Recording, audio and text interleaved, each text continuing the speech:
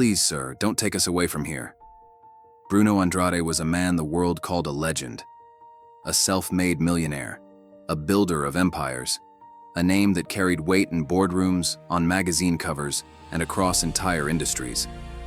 But none of that mattered anymore, because inside the mansion he once dreamed of owning, Bruno felt like a ghost. At 70 years old, he sat alone in silence, surrounded by luxury that no longer impressed him.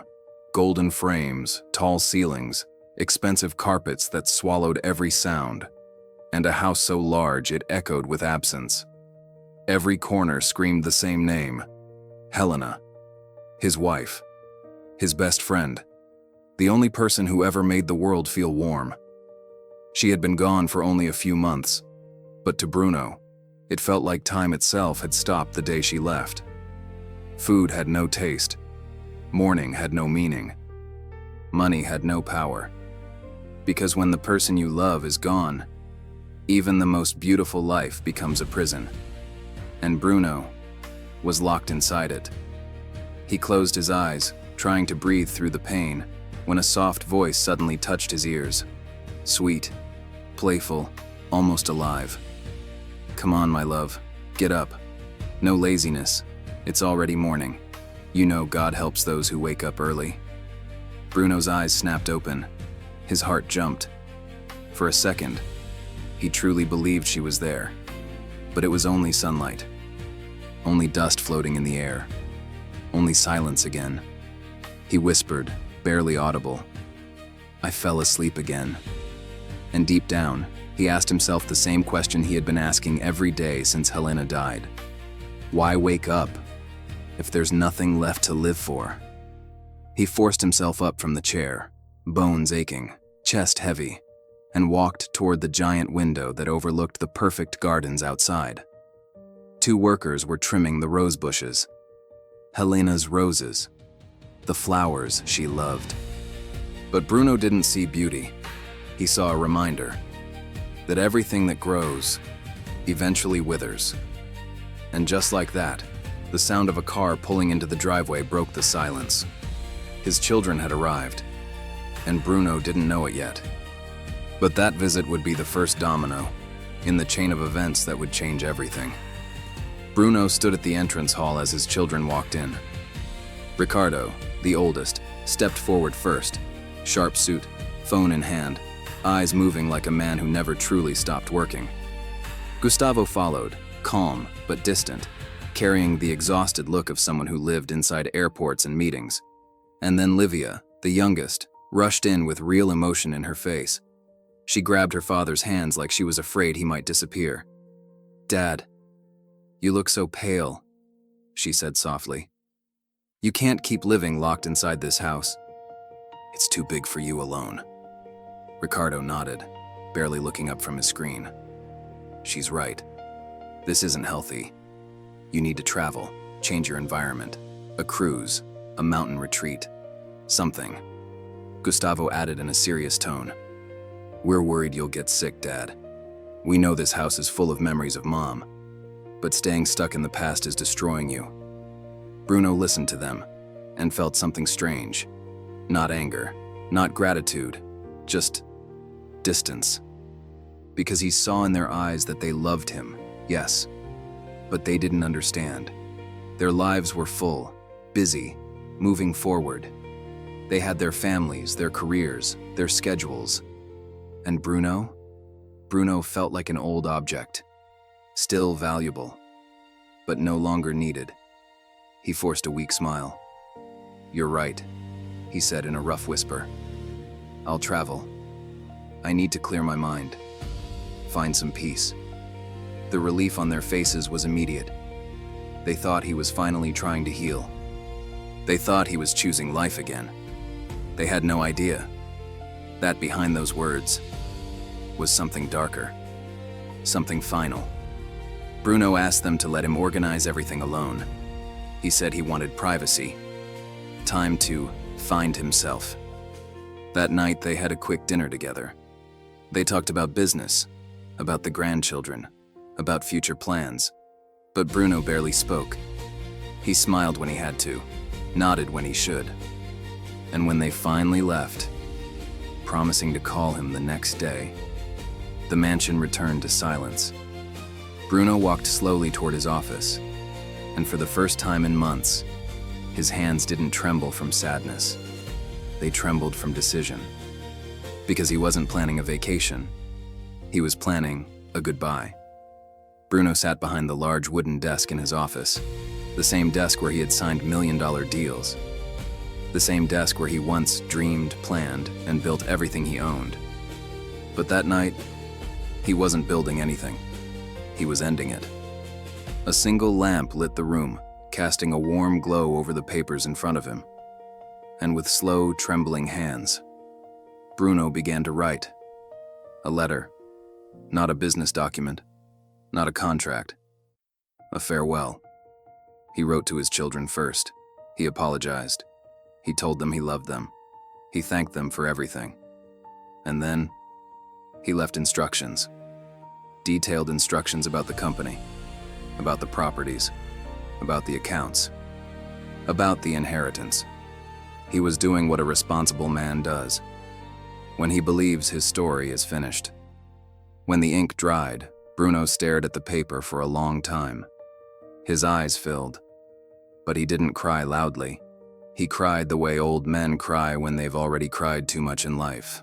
Quietly, silently, like a wound that no longer bleeds, only aches. He folded the letter carefully, placed it inside an envelope, and left it on the desk where it would be found. Then he leaned back in the chair and whispered into the darkness, "I'm coming, Helena." Because Bruno's plan was never to travel to relax. He wasn't looking for mountains. He wasn't looking for a beach. He wasn't looking for peace. He was looking for the last place that still held her voice. The last place where their love had been young and pure. The place where everything began. The abandoned wooden house in the mountains. The house where he was born. The house where he met Helena. The house that still carried the memory of their poverty and their happiness. And in Bruno's mind, that would be the perfect place to end his life. The next morning, before the sun fully rose, Bruno left the mansion. No chauffeur, no luxury car, no security team, just a small worn-out suitcase. And the simplest car he owned, the one he never used. He drove away from the life he built, toward the life he lost. And as the city disappeared behind him, Bruno didn't look back, because he truly believed he would never return. The first place Bruno stopped was the textile factory, a massive building of glass and concrete, surrounded by trucks, machines, and workers moving like clockwork. It was loud, alive, full of purpose. Bruno parked across the street and just stared.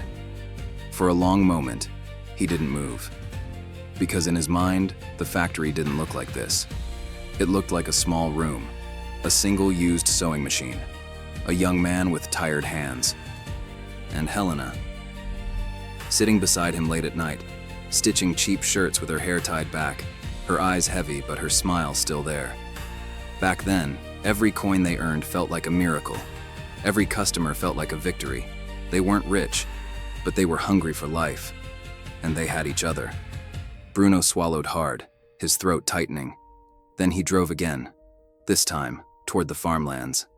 Miles and miles of wheat and corn moved with the morning wind like waves on an ocean. He stepped out of the car and walked a few steps into the field. The air smelled like earth and sun, and he remembered. The ground used to be hard, dead, full of rocks no one wanted to touch. But he and Helena had worked that land with their own hands. They removed stones, they planted seeds, they prayed over dirt. Helena used to say, "The earth recognizes those who truly love it." Bruno's eyes watered as he looked around, because the land still produced fruit, still gave life. But the hands that loved it were gone. His chest tightened again. He returned to the car and drove toward an old neighborhood. Small streets, peeling walls, simple stores. This was where they had rented their first little shop. Now it was closed, replaced by a hardware store. Bruno stood in front of the door and closed his eyes. And suddenly he could almost smell the bread Helena used to bake, the homemade jam she sold to bring people in, the laughter they shared when rain leaked through the roof and they placed buckets all over the floor. They were so poor, but they were happy, because they were together. A young man passing by slowed down and looked at Bruno with concern. "Sir, are you okay?" Bruno opened his eyes, forcing a small smile. "I'm fine, son. I'm just remembering a better time." Then he got back in the car. His body was tired. His hands were cold, but his decision still felt firm. He drove out of the city and onto a dirt road that twisted up into the mountains. The asphalt disappeared. The air became cleaner. The trees grew taller. And the deeper he went, the more it felt like he was traveling not just through space, but through time. Hours later, he finally arrived. And there it was. The house. The beginning. The ending. The old wooden house stood in a small clearing, surrounded by tall grass and wild plants. Its walls were gray from time. The windows were crooked. The roof sagged like it was tired of holding itself up. Moisture stains crawled across the wood like scars. It looked abandoned, forgotten, almost swallowed by nature. Bruno parked the car a few meters away and just sat there, gripping the steering wheel. His breathing grew heavy, because this wasn't just a house. This was his childhood, his hunger, his humiliation, his first prayers, his first dreams, and most importantly, this was where he met Helena, back when she was just a girl with bright eyes and big hopes, back when love didn't cost anything. Bruno stepped out slowly, legs weak, heart pounding like it was warning him. The silence here was different from the silence in the mansion. In the mansion, silence felt cold, like death. But here, silence felt like memory, like the world was holding its breath. Bruno walked toward the front door, each step crunching dry grass under his shoes. His eyes filled with tears. He whispered into the air, like he was speaking to someone standing right beside him. "I'm here, Helena." His voice broke. "It's over. My road ends here too." He stood in front of the house and let the pain wash over him. The plan was simple. Destroy the house, destroy the past, and then disappear with it. No more suffering, no more loneliness, no more waking up to a world without her. Bruno took a deep breath and lifted his head. And that's when he noticed something. Something wrong. The entrance wasn't covered in weeds like it should be. There was a path, a clean path, as if someone had been walking there recently. Bruno frowned, confused. Then he looked closer and saw a small garden beside the house. Not dead, not wild, but cared for. Flowers, fresh flowers, beautiful and alive. Bruno's heart skipped.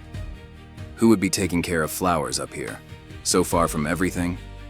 He took a few slow steps forward, still staring at the garden, when suddenly, the front door creaked open, and 3 children walked out, like it was their home.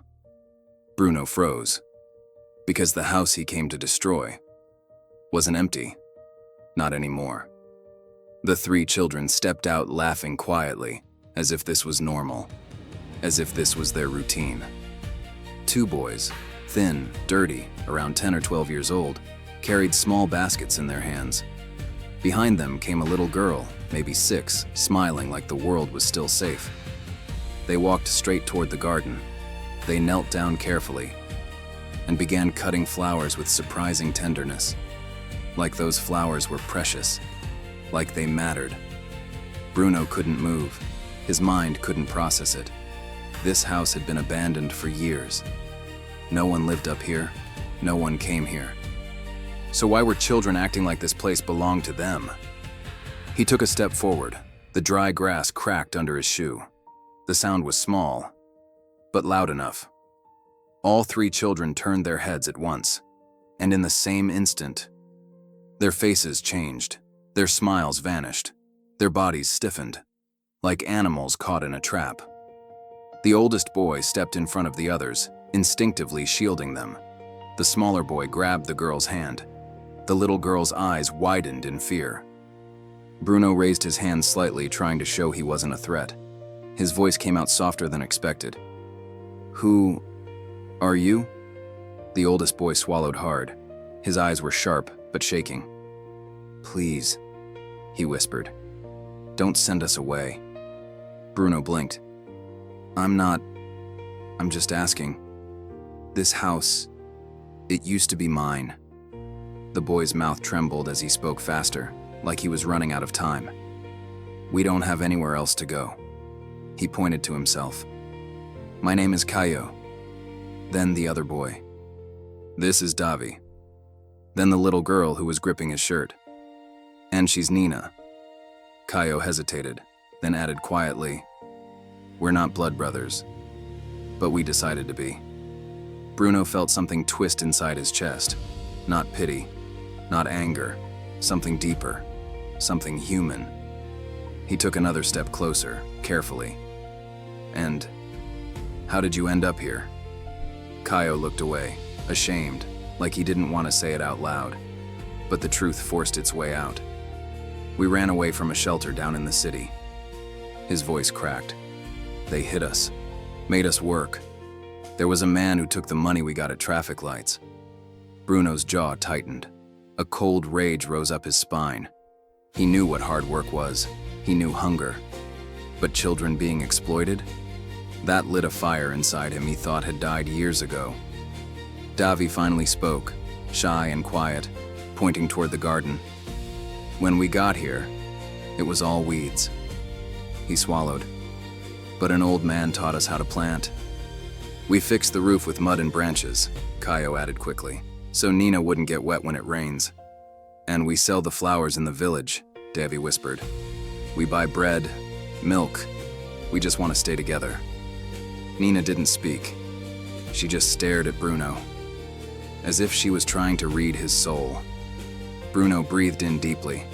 His eyes scanned the house again, the broken wood, the patched roof, the garden full of life, and these three kids, trying to survive with dignity.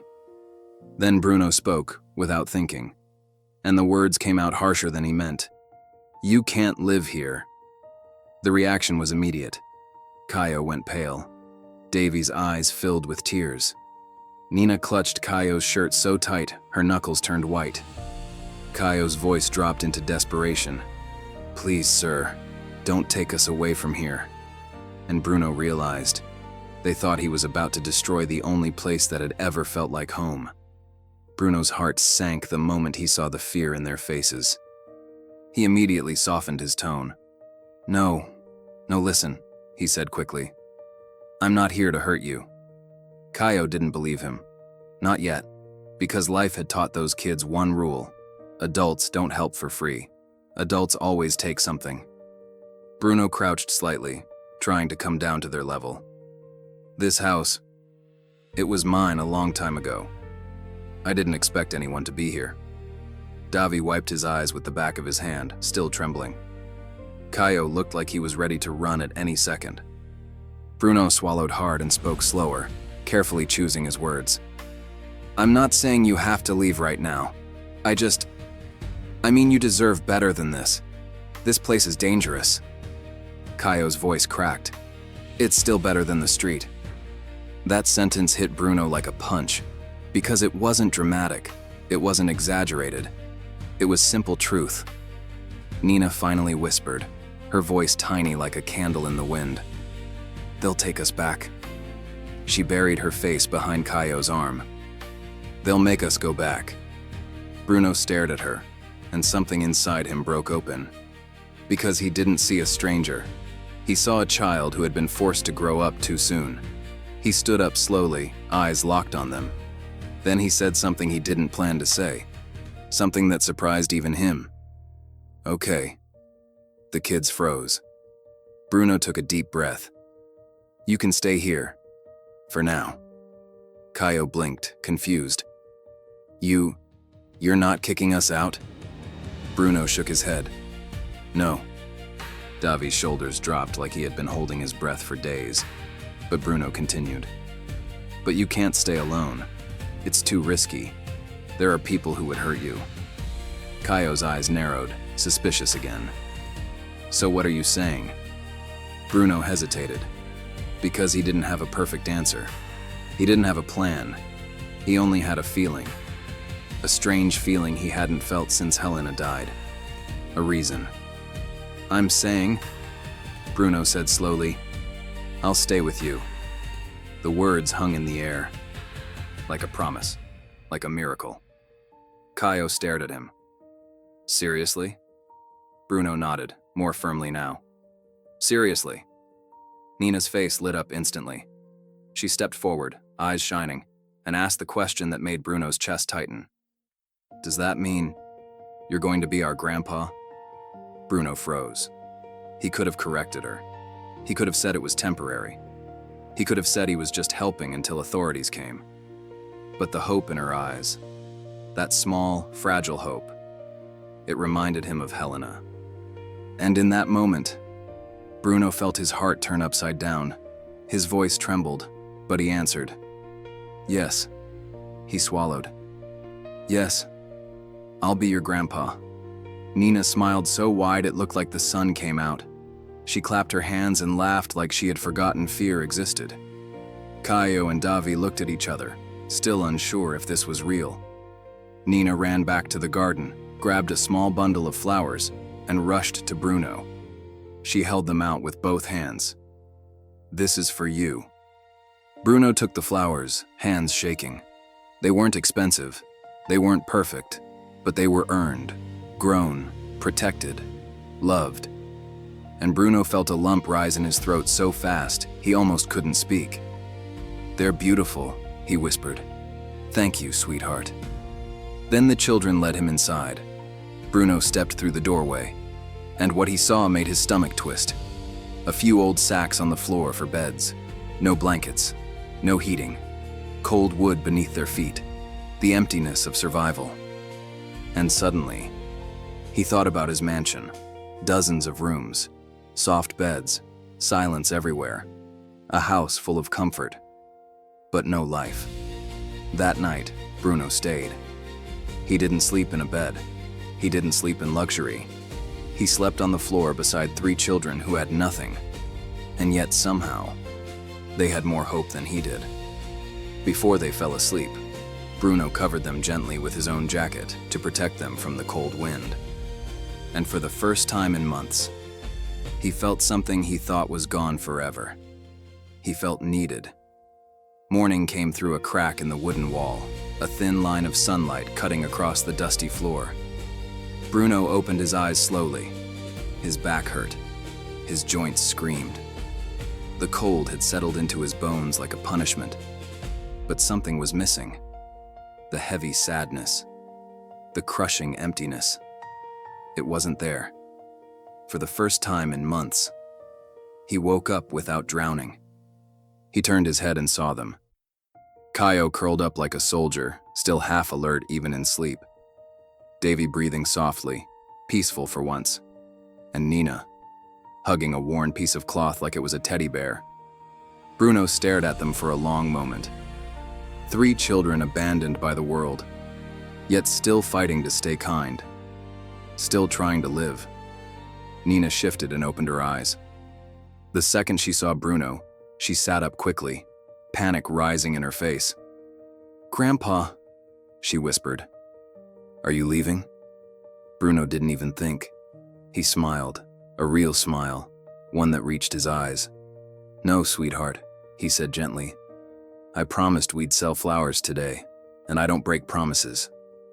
Nina's face relaxed like a storm had passed. Kaio sat up too, watching Bruno carefully, still unsure if this was all a dream. Davi rubbed his eyes and whispered, "You really stayed."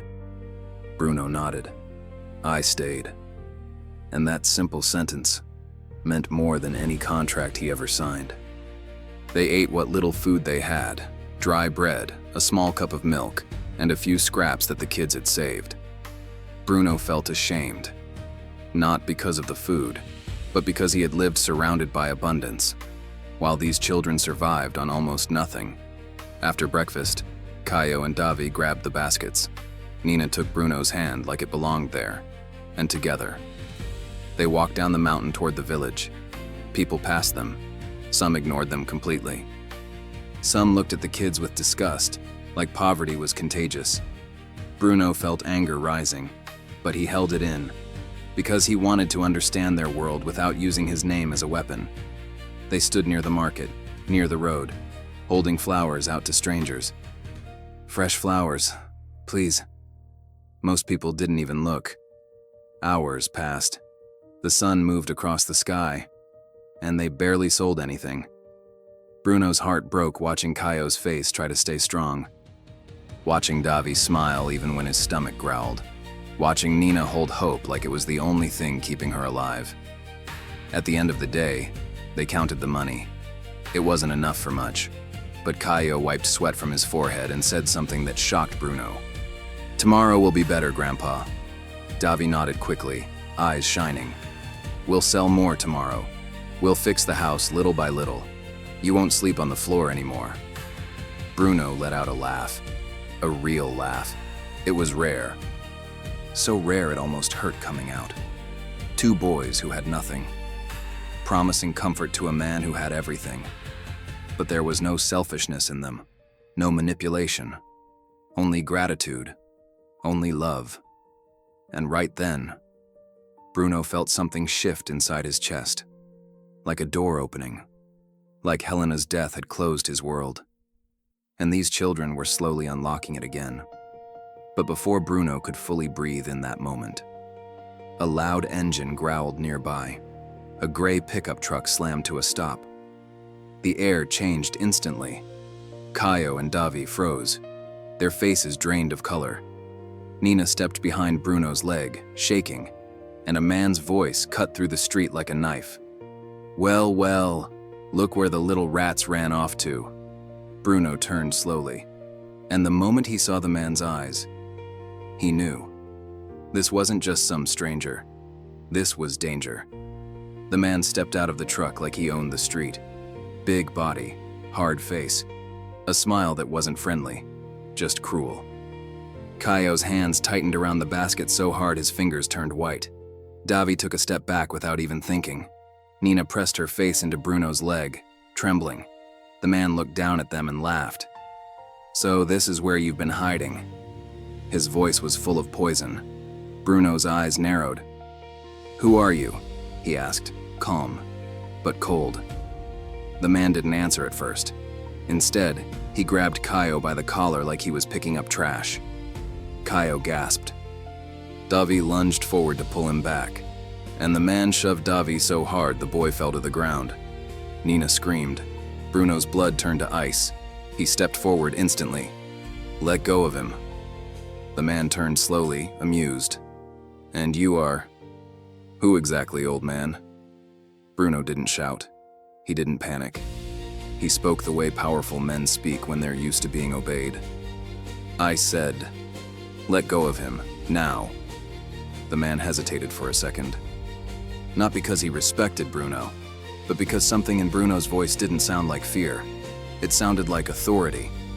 Still, the man tightened his grip on Caio. "You little thieves ran away from my shelter," he snarled. "You belong there." Caio's voice came out broken. "Please, don't take us back." Davi pushed himself up from the ground, face bruised, eyes full of rage and fear. "We didn't do anything." Bruno stepped between the man and the kids like a wall. His posture straightened. His eyes sharpened. "Your shelter," Bruno repeated slowly. "Yeah," the man smirked. "Name's Walter Rocha. I run that place." Bruno stared at him for a long moment, and then, without raising his voice, Bruno reached into his pocket and pulled out his phone. Walter laughed again. "You calling your grandkids to save you?" Bruno ignored him. He made a call. Short, simple, direct. His voice was quiet, but every word carried weight. "I need police at the village market. Now. I'm Bruno Andrade." The moment he said his name, Walter's smile twitched, just slightly. Bruno ended the call. Walter scoffed, trying to act unbothered. Bruno Andrade? Sure. And I'm the president. Bruno didn't respond. He just watched him. And within minutes, sirens appeared in the distance. Walter's eyes widened. Police cars pulled up fast. 2 black sedans stopped behind them. Men in suits stepped out, scanning the area like trained professionals. The entire street froze, because now everyone recognized him. Bruno Andrade, the billionaire, the man whose name opened doors. Walter's face drained of color, his grip loosened. Bruno pointed at him without shaking. This man is abusing children, exploiting them, forcing them to work. He looked directly at the officers. I want him arrested, and I want that shelter investigated today. Walter backed up, suddenly stumbling over his own arrogance. No, wait, this is a misunderstanding. But it was too late. The police grabbed him, handcuffed him, pulled him toward the car. Caio collapsed to his knees, breathing like he had been drowning. Davi's lips trembled, trying not to cry. Nina clung to Bruno's waist like he was the only thing keeping her alive. Bruno knelt down on the wet pavement and wrapped all 3 children in his arms. Nina looked up at him through tears. Grandpa, are you important? Bruno swallowed hard, stroking her hair gently. I'm Bruno, he whispered, and I'm your grandpa. His voice tightened. And nobody will ever touch you again. The children held onto him like they were holding onto life itself. But even as the danger disappeared down the road, a new fear rose inside them. Because now they knew something. Something that made their hearts sink. Bruno wasn't just an old man who found them. He was rich, he was powerful, and in their minds, that meant only one thing. He would leave them. Soon. As the police cars drove away, the street slowly returned to movement. But Caio and Davi didn't. They stood still, quiet, hands locked together, eyes lowered. Bruno noticed immediately. What's wrong? He asked gently. The boys didn't answer. Nina clutched Bruno's shirt even tighter, her small fingers shaking. Bruno crouched down again, trying to meet their eyes. You're safe now, it's over. Caio finally lifted his head. His eyes were full of fear, but not the fear of Walter. A deeper fear, the fear of being left behind. Now that you know we're nothing, Caio whispered, you're going to go back to your real life. Davi nodded, voice breaking. You have a real house, real food, real family. Nina's lip trembled. She whispered the words like a prayer. Please don't leave us. Bruno's chest tightened so hard it hurt. He opened his mouth to answer. But before he could speak, the sound of engines roared up the road. 3 black trucks appeared, kicking dust into the air. They stopped hard. Doors flew open. And 3 people rushed out like they were running from a nightmare. Ricardo, Gustavo, Livia. Their faces were exhausted, eyes red, clothes wrinkled, like they hadn't slept. Livia ran first. She dropped to her knees and grabbed Bruno's legs, crying uncontrollably. Dad! Her voice broke. We found your letter. Ricardo stood behind her, holding the crumpled envelope with shaking hands. How could you do that to us? He demanded, but his anger was cracked with fear. We thought we lost you. Gustavo's voice was quieter, but just as broken. We searched everywhere. Bruno stared at them, stunned. For a second he couldn't breathe, because he realized something terrifying. He thought his children would move on without him. But here they were, terrified, desperate, willing to cross mountains just to find him. Bruno's eyes filled with tears. He stepped forward and hugged them, one by one. I'm sorry, he whispered. I let grief blind me. His voice trembled. I thought you didn't need me anymore. Livia wiped her face and looked at the children standing behind Bruno like shadows. Who are they? She asked softly. Bruno turned, and with pride in his eyes, he pulled the kids closer. These are my angels." He placed a hand on Kaio's shoulder. "They gave me shelter." He touched Davy's head gently. "They shared their food." He knelt to Nina's level. "And they gave me flowers, when all I had left was darkness." Ricardo stared at them, speechless. Then he slowly crouched down in front of Kaio and Davy. And for the first time, his voice wasn't business. It was human. "Thank you," Ricardo said quietly. "Thank you for saving our father." Kaio didn't know what to say. Davy's eyes filled with tears again, but he held them back. Nina stepped closer to Bruno, still afraid. Bruno looked at his children, all three of them, and then he said the words that would change everything. "I have a request." Ricardo's face tightened. "Dad." Bruno raised his hand gently. "I'm not going back to that mansion alone." He took a breath. And then, with a voice full of certainty, he said it. "I want to adopt them." Silence. The street went quiet again. Livia's eyes widened. Gustavo stared like he couldn't believe what he heard. Ricardo's mouth opened, but no words came out. Bruno continued, stronger now.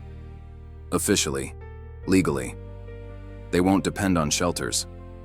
They won't have to sell flowers to eat. I want them to grow with us. I want laughter in that house again." Kaio's knees nearly gave out. Davy's hands shook. Nina's eyes filled with tears so fast they spilled down her cheeks. Davy whispered, barely audible, "Forever?" Bruno nodded, voice breaking. "Forever." And just when the children thought they had finally found a family, Bruno made one more promise. He turned back toward the old wooden house and said, "This house will not be destroyed." His eyes filled as he looked at it. "We're going to take care of it. It will remind us where we came from and how love finds us when everything feels lost." Weeks passed, and the Andrade mansion was no longer silent. It no longer felt like a museum of grief. It felt like a home again. Footsteps ran through the hallways. Laughter echoed off the tall ceilings. Nina chased butterflies in the garden like she had been born there. Kaio and Davy sat at the massive dining table, doing homework with notebooks that were actually theirs. Clean, new, real. For the first time in their lives, they didn't have to earn their right to exist. They were simply safe. And Bruno? Bruno looked different. His shoulders were still old, his hair still gray, but his eyes were alive again. He woke up early, not because he had to, but because 3 kids needed breakfast. He learned how Nina liked her milk warm. He learned that Kaio pretended he wasn't scared at night, but always checked the locks twice. He learned that Davy had a quiet talent for drawing and would sit for hours sketching flowers from the garden. And every time Bruno looked at them, he felt something he thought he would never feel again. Purpose. He no longer spent his days staring at Helena's portrait like it was a tombstone. Now, when he looked at her photo, it felt like she was smiling back, like she approved, like she was whispering, "See, you're still needed." The adoption process moved quickly. Ricardo used his influence.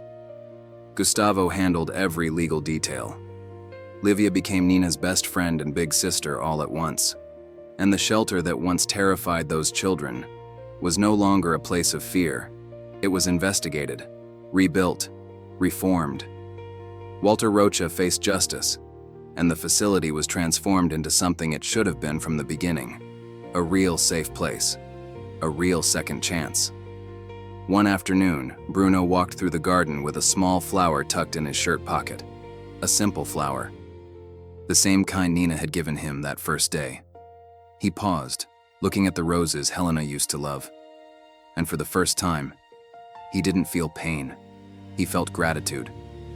Because life didn't end when Helena left. It changed. And somehow, love found him again.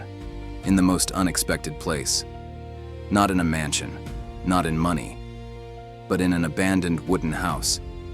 And 3 children who refused to give up. Bruno finally understood the truth. True fortune isn't measured in bank accounts. It's measured in love, in presence, in care, in family.